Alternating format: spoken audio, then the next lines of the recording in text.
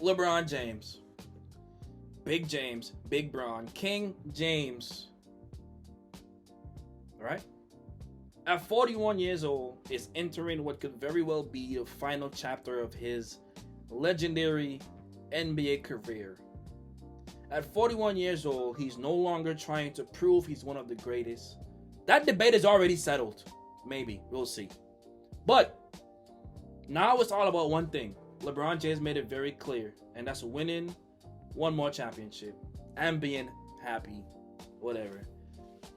If LeBron today were to make his decision, what team should he actually go to? Not the biggest market. Not the team with the flashiest headlines. I'm talking about pure hoops. Pure basketball. Which team gives LeBron the best chance to win another ring while maximizing what he still does better than almost anyone? Philly. Let's start with the Philadelphia 76ers. On paper, this team probably has the most talent. Not gonna lie. That core, Joel Embiid, Tyrese Maxey, Jaylen Brown, Anthony Simons. Yikes. Is that not a super team on paper? Or am I tripping? Is that not a super team? Healthy Joel Embiid, of course. I mean, Philly may be the hardest fit for LeBron. Let's start with Joel Embiid. This pairing would actually be fascinating. LeBron has always thrived when he has a skilled big man next to him, right? Kevin Love, money. Anthony Davis, money. Chris Bosh, money. Whether it was Chris Bosh stretching the floor, Anthony Davis rolling to the rim, or Kevin Love spacing the defense, LeBron has always made dominant front court players even better. Now imagine LeBron running a high pick and roll with Joel Embiid. What is the defense gonna do? Step up on Bron? He throws the lob or hits Embiid for an easy jumper. Stay home on Embiid. LeBron gets downhill. You want to double both of them?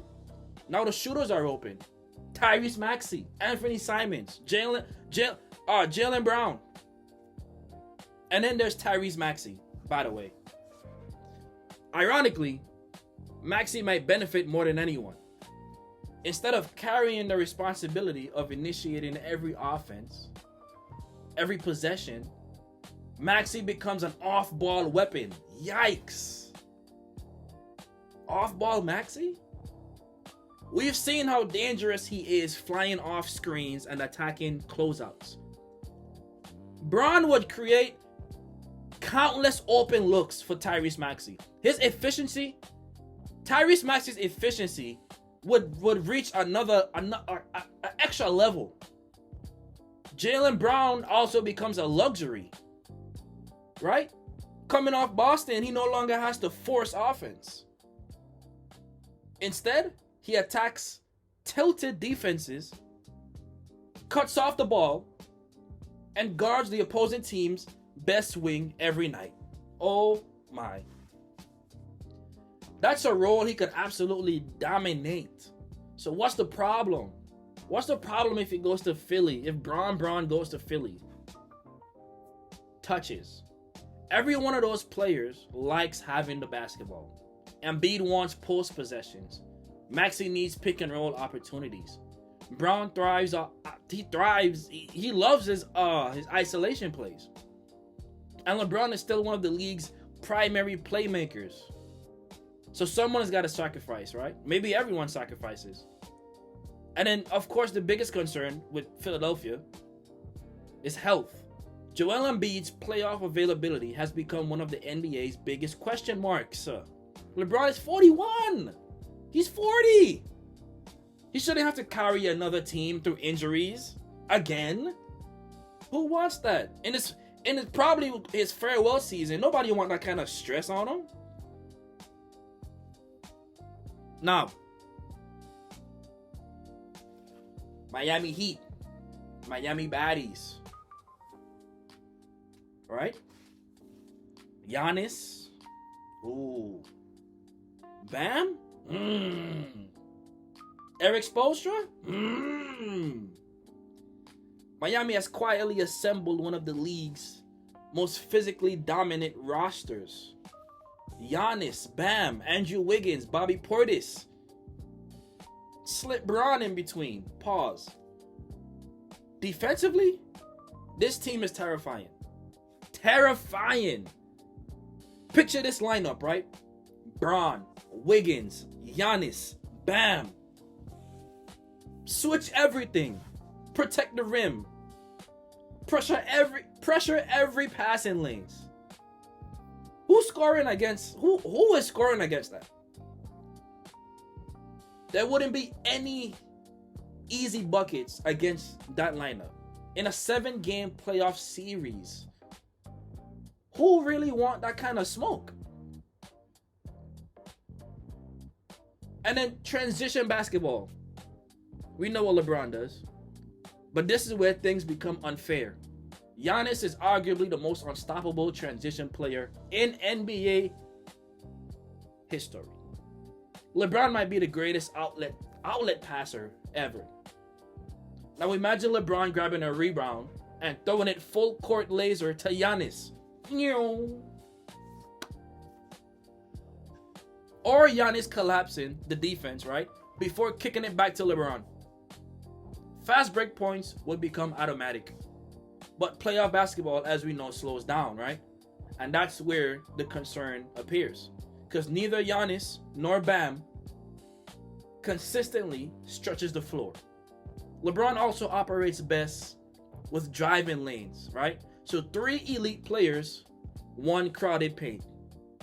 Miami would need, of course, outstanding shooting from role players to avoid offensive, being stagnant offensively, right?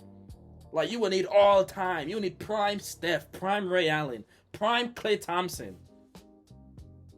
And still, there's one thing Miami offers that few organizations can, and that's culture. Pat Riley, Eric Spoelstra, accountability, championship expectations. LeBron already knows what he'll be walking into. Right?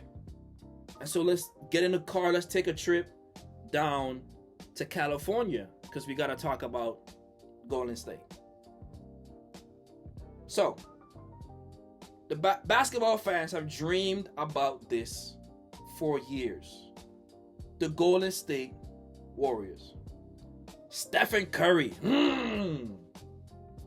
Jimmy Butler. Draymond Green. Is Kristaps Porzingis still on the team? If he is, now add LeBron James. This might be the smartest offensive team that we've ever seen. We've already gotten a preview during international competition. LeBron and Steph together look like butter. Steph bends defenses unlike anyone in basketball history. Pause. Defenders panic the second he crosses half court, right? Now imagine LeBron attacking 4-on-3 situations every possession. Teams double Steph? LeBron gets an open lane. You want to collapse on Bron? Steph gets an open 3. Pick your poison, bro. Pick your poison. And Jimmy Butler makes even more sense because he doesn't need 20 shots. He defends, cuts, gets to the free throw line. He fills all the gaps, right? And then Porzingis, secret weapon Porzingis. LeBron has always excelled with centers who can both roll to the rim and stretch the floor. Porzingis does both. Now imagine LeBron running pick and pop actions while Steph relocates around screens. What? Defenses would constantly be one mistake away from giving up an open 3 or an open dunk. Constantly. But again, there's one major concern. And that's age. This is a team of old heads. This is a team of unks, the Golden State unks. Steph, LeBron, Jimmy, Draymond, Al Horford? Oh my. Yo. Can this team survive an entire playoff run healthy? Honestly? Like, honestly. That's the biggest question with the Warriors, right? And then finally, we got to talk about the Timberwolves. And I believe if we talking straight basketball, no feelings, right? No outside noise, no off-court. This is only on-court. No off-court drama. The Minnesota Timberwolves make the most sense. Anthony Edwards, LaMelo Ball, Jaden McDaniels, Rudy Gobert, Josh Green. This team already has everything LeBron needs. Already.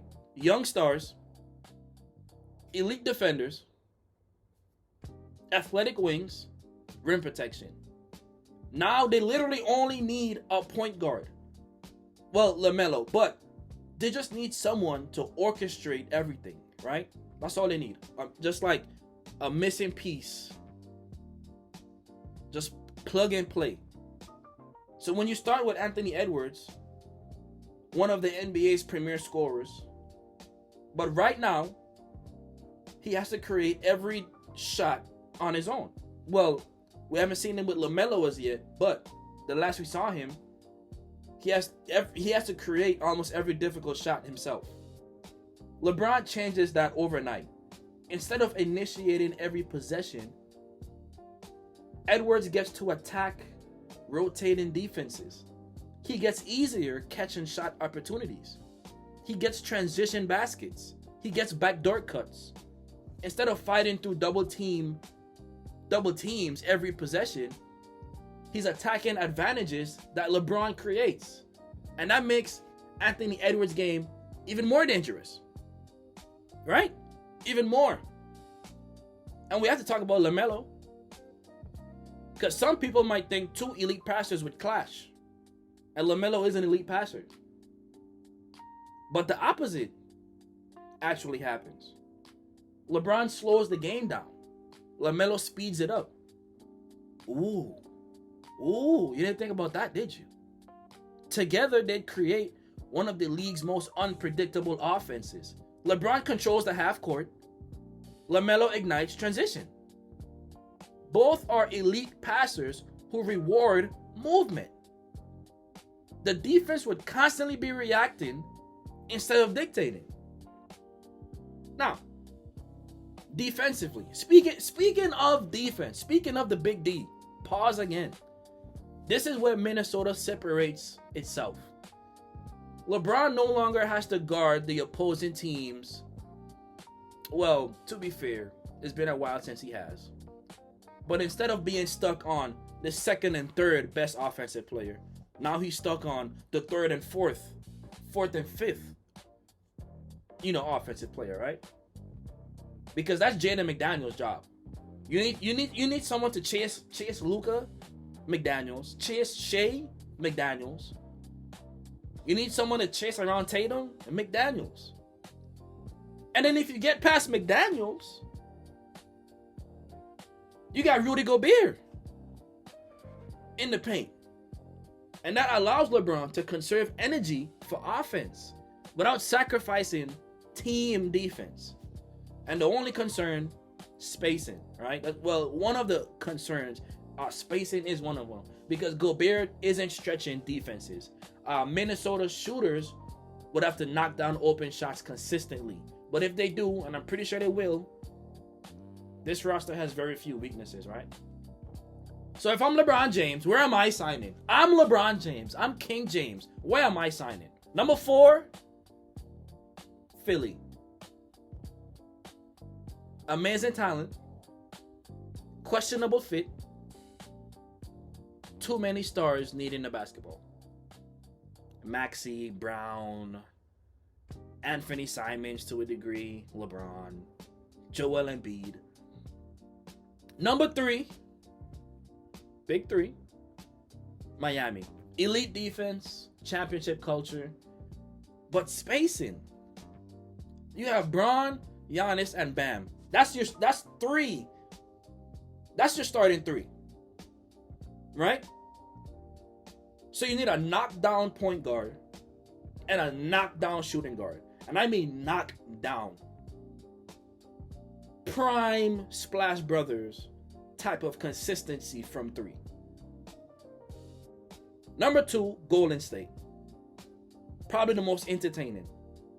Steph and LeBron together? Yikes. All 82 games will be televised.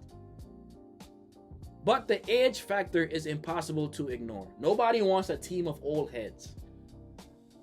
In a 7-game series, Steph, 37. Jimmy Butler, like 37. Draymond Green, isn't he also like 37? And LeBron, 41.